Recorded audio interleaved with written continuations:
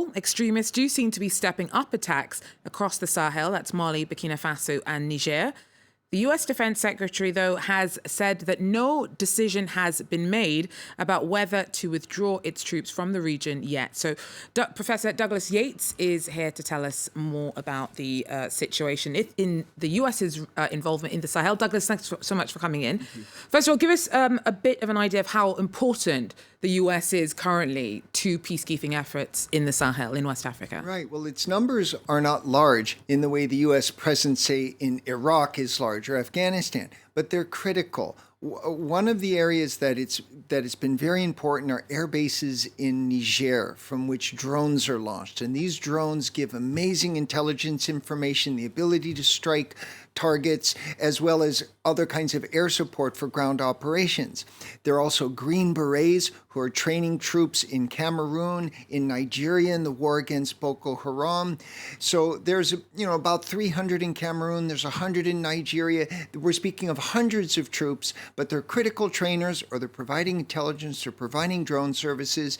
And most of the countries in the region, without this support, would be hard set to fight these terrorists who are coming into the region. So why would they want to pull out? And do you think that's likely? I think what we have is a difference between the army brass, like Africa Corps, who are working to fight terror in the region, and the Trump administration on top. He has a very hard time selling this to his base. In 2017, when 4 U.S. soldiers were killed in Niger, he did not even know why they were there. It's not part of his strategy. And so there's been pressure from the White House to pull out, and they say it's in order to focus on more important wars with Russia and China. These 900 troops are not going to make any difference in those wars. So I think he has a hard political sell. And on the other hand, you have the Pentagon, you have Africa, the security people who work on Africa, and they understand this is the front line in the war against terror.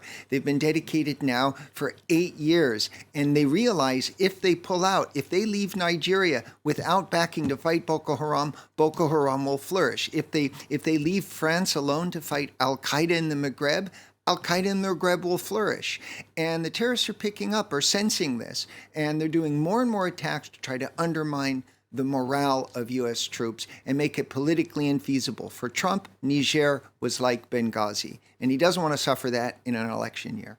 And why are we hearing France being really at the forefront of these calls for the U.S. to stay rather than African countries or African organizations? Yeah, well, of course, it would be great if Nigeria could step up its presence and do more. But France is truly the only major power country besides the United States to be there. And one of the things that's decisive in the war against terror is air power. None of those regional countries have air power. What you need is the ability to strike from above small targeted operations. If you try to move a medium-sized battalion force to fight the terrorists, they dissipate.